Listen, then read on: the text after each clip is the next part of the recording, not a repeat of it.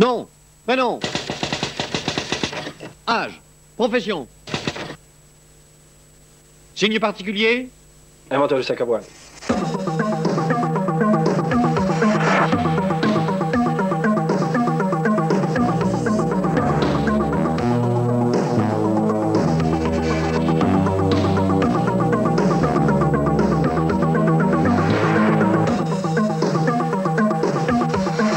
Je portais un sac à dos assez lourd dans l'Himalaya quand j'ai eu l'idée de transformer ma toile de tente en voile de propulsion et son armature en mât de voile pour réutiliser le vent tel qu'on le fait sur une planche à voile, aussi bien à ski, vélo, patin roulette ou patin à glace. Puis après, l'idée est venue de pouvoir remonter au vent et de prendre en fait des vents latéraux, d'où la nécessité d'avoir une toile tendue à l'arrière et non plus une voile spi à l'avant.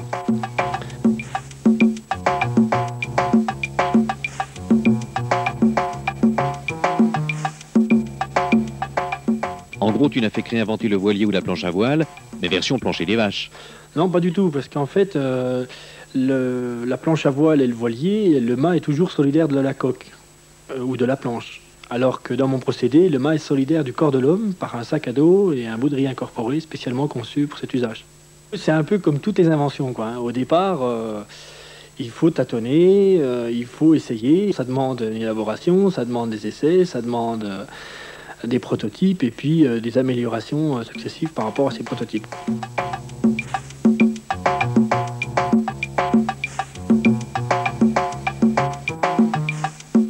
La voile, en fait, a un système de velcro qui permet de la fixer sur son armature et le mât de voile s'inverse par son milieu et devient un demi-cercle sur lequel on fixe la toile de tente. C'est en fait pour faire une toile de tente intelligente dans le sens où dans la journée, plutôt que de la porter bêtement dans son sac à dos, elle te sert de voile de propulsion et le soir, tu couches dans ta voile. Franchement, t'es sûr que ça va marcher ton truc? Je suis persuadé que ça va marcher, dans le sens où ce qui est vrai sur l'eau pourrait très bien devenir vrai sur terre. Et il n'y a pas de raison que ce qui marche sur une planche à voile ne marche pas sur un vélo. Mais il est bien évident que s'il n'y avait pas des gens comme moi pour essayer de faire avancer les choses, eh bien on en serait encore à gratter la terre avec ses ongles pour essayer de faire pousser du blé.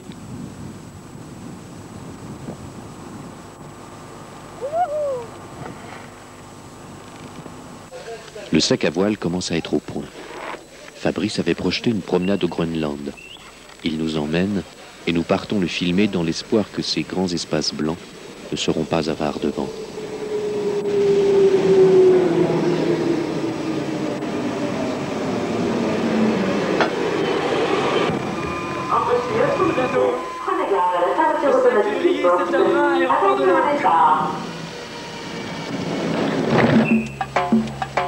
Quelques heures d'avion suffisent pour faire apparaître à nos yeux les rivages du Groenland, la plus grande île et la plus grande réserve d'eau potable du monde.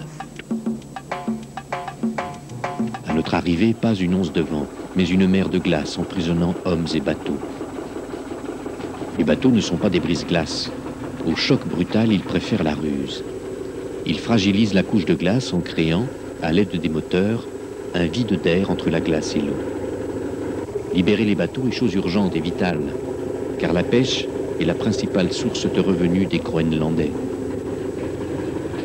C'est pourquoi les coqs exécutent cette sorte de danse rituelle dont le but serait de chasser les mauvais esprits de l'hiver et d'appeler ceux du printemps.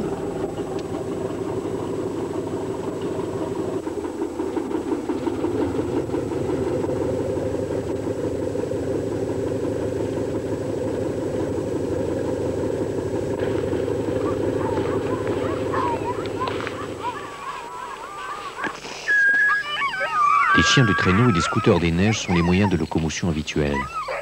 Le sac à voile est encore inconnu. Dès que les habitants comprennent où Fabrice veut en venir, ils rigolent gentiment. Ils sont tellement persuadés que son système ne fonctionnera pas qu'ils lui proposent même une course entre lui et un traîneau tiré par des chiens.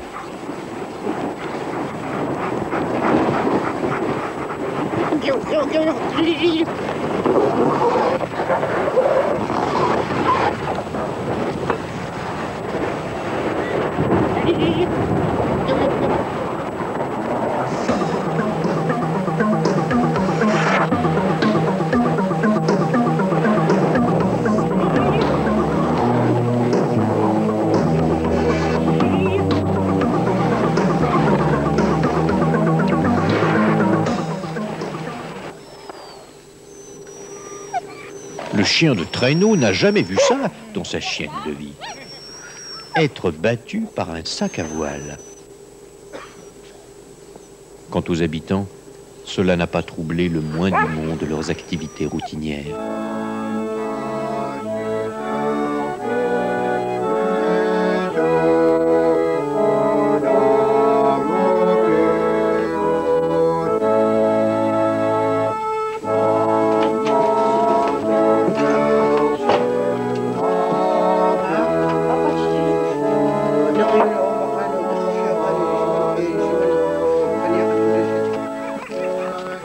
Fabrice, victorieux, ne peut échapper à la tradition. Il se doit de manger un foie de phoque, frais et cru.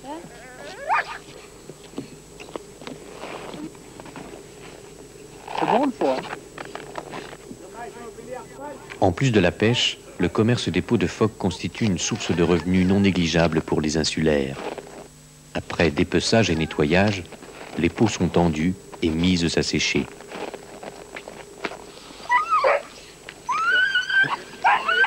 La meilleure part des restes du phoque est donnée aux chiens les plus faibles de l'attelage.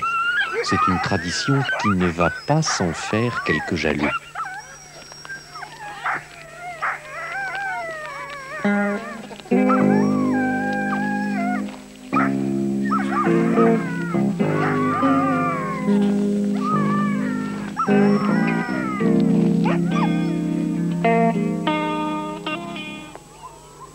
Ce matin, le vent n'est pas au rendez-vous, semble nous bâiller Fabrice.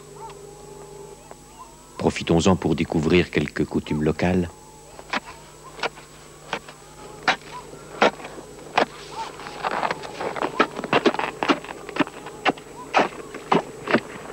À l'aide d'un touc, outil traditionnel, on apprend déjà à casser les 70 cm de glace.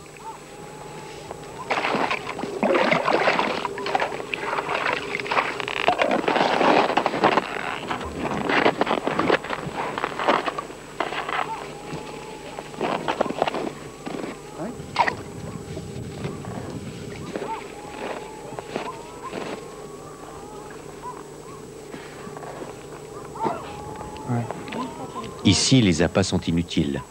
Les poissons se précipitent sur tout ce qui bouge, sur tout ce qui brille.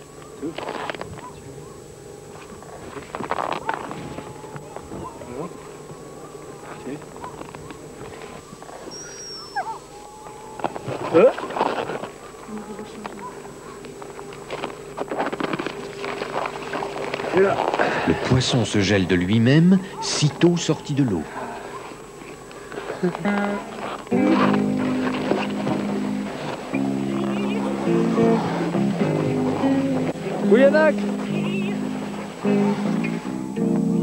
La pêche est bien utile, mais elle ne fait guère avancer le sac à voile.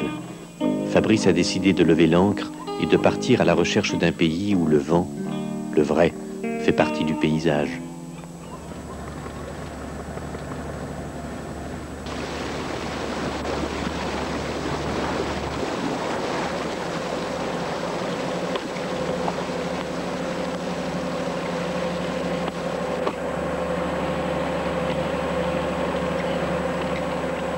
On raconte que Dieu, après avoir créé les 5 continents, éternua et cracha un caudil, la terre de feu, 80 000 km², aux confins de la Patagonie, à l'extrême sud de l'Argentine et du Chili. Dans ce fatras d'îles éclatées, les phoques, goélands et éléphants de mer cohabitent en toute quiétude.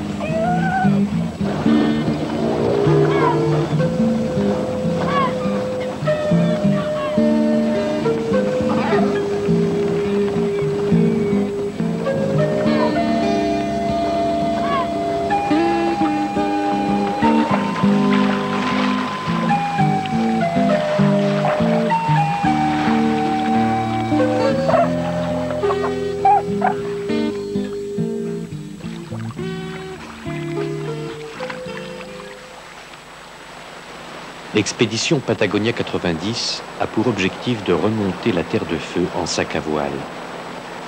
Départ de Ushuaia, passer le col de Garibaldi et rejoindre l'océan à Rio Grande sans donner un seul coup de pédale.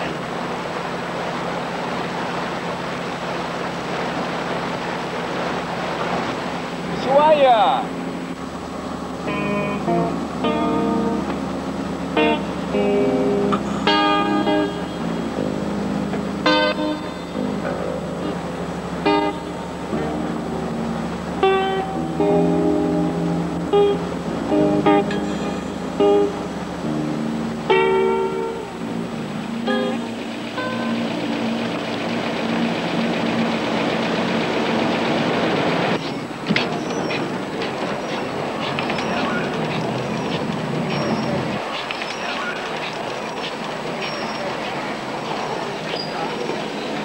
Gini papa. Gini papa. ¿Quieres el chupetín? ¿Quieres la papa?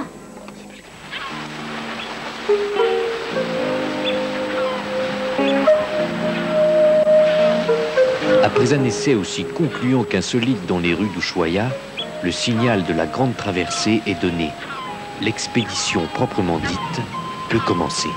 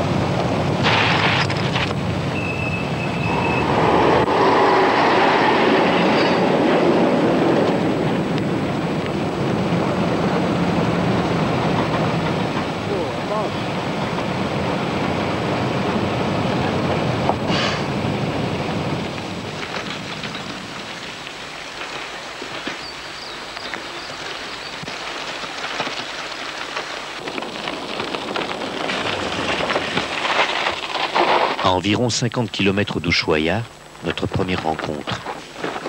Bonjour. Vous êtes français? Un Français qui s'est donné 4 années pour faire le tour du monde. T'es venu de France en vélo? Non, cette fois-ci, non. Je suis venu pour faire une traversée de la Terre de Feu. Ça viendra peut-être un jour, mais pour le moment, donc je fais la traversée de Ushuaia à Rio Grande.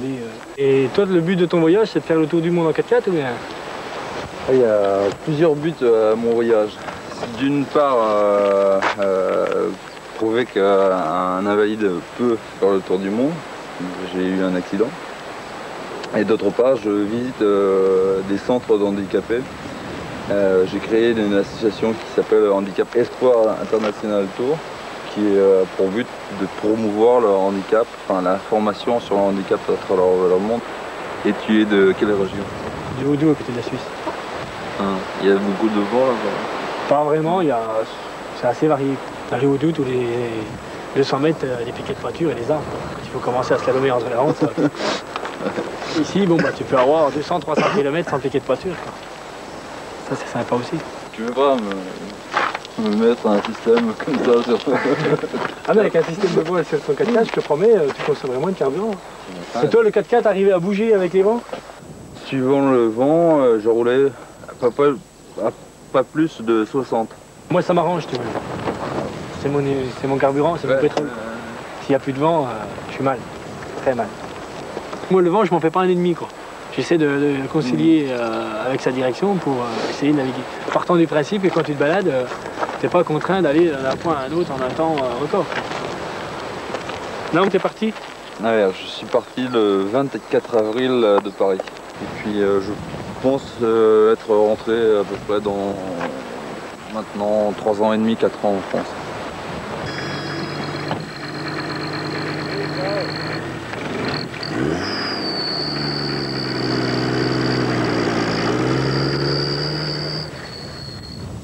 Le col de Garibaldi, l'ascension la plus difficile de l'expédition, se passe sans problème.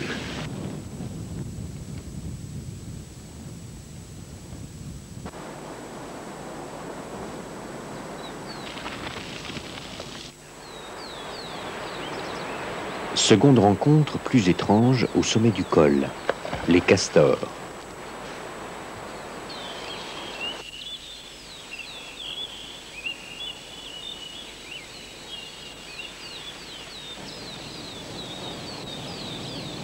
Ils ont senti Fabrice et s'avertissent mutuellement, à grands coups sonores, leur queue frappant l'eau.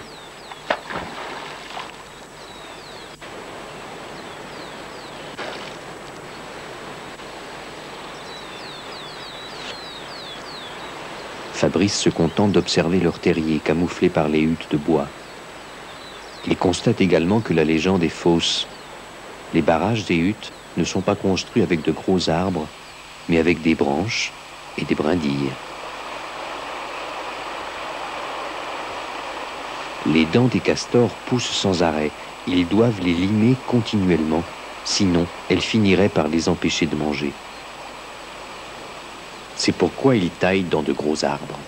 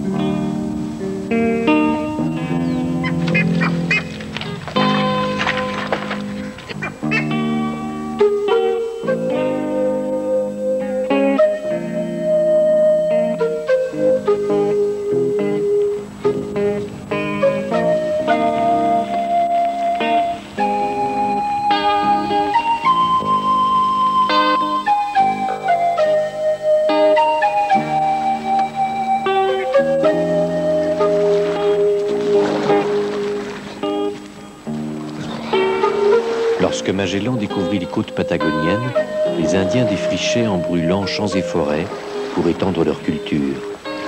Le rivage n'était qu'une suite de brasiers. Il baptisa cette terre « terre de feu ».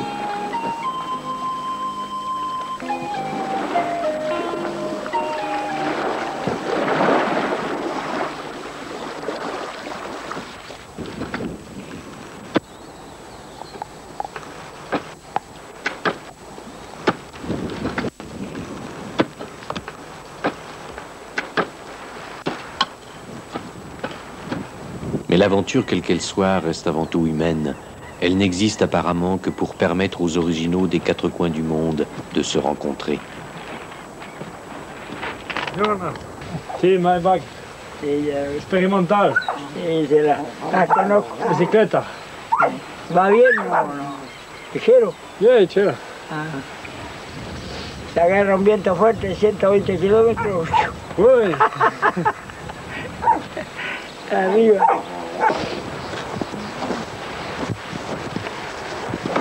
Ah, gracias. Ahí tienes. Experimental. ¿Experimental? Hay de todo. Los pinos de colores, flores, manzanos, cebolla, ¿Cebolla? de todo, experimentos. Ah, Para después alargar la siembra.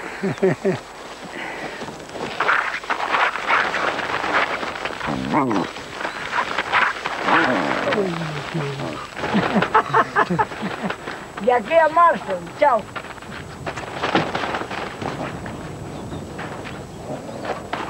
ok, chao.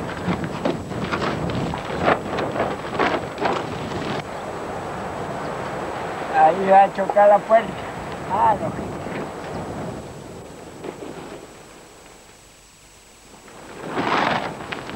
Buen vento.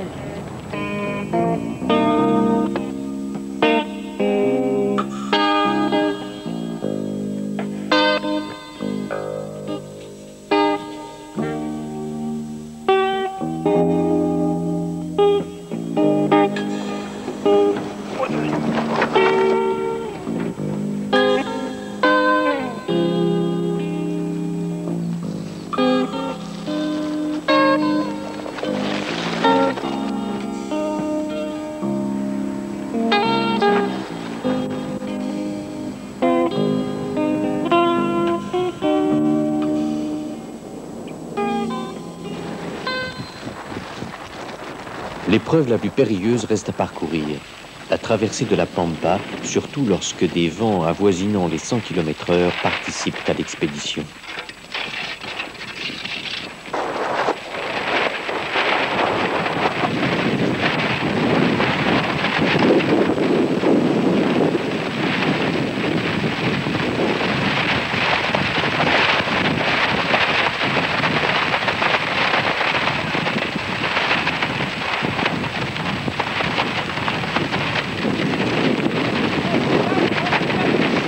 La situation est telle que l'équipe doit lui prêter main forte.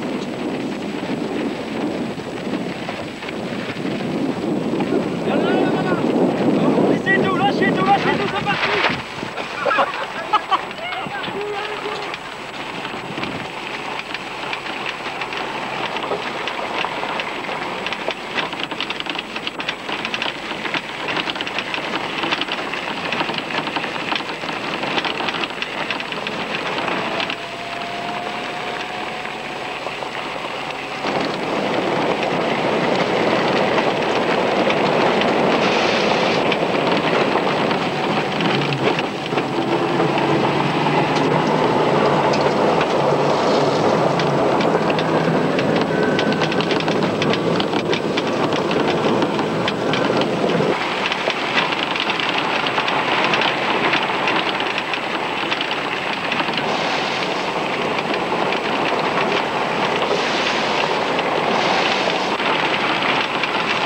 Fabrice dépasse les 80 km/h.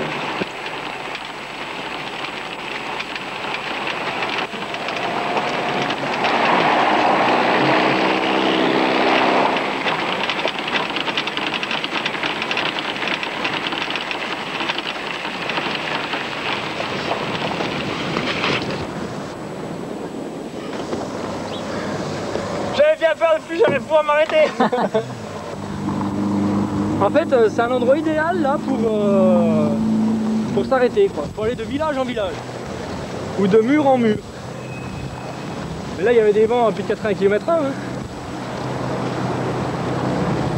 Et puis les flaques d'eau, le gros inconvénient, c'est que comme je connaissais pas la profondeur et la nature du sous-sol, je sentais les vibrations avec la fourche, je me disais est-ce que ça va passer ou pas. Voilà.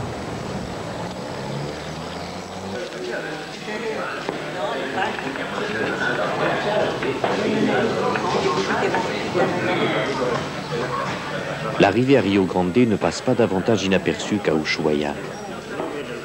Même la télévision locale l'accueille en héros. Una bicicleta a vela, está tomando nuestra cámara, que tiene colorido.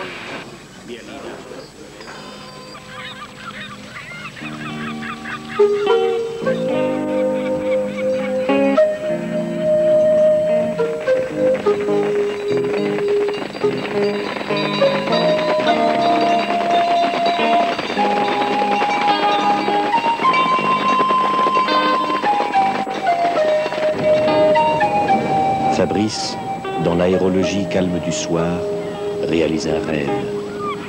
Rouler sur l'eau. Magellan des terres de vent, nouveau voilier des temps modernes.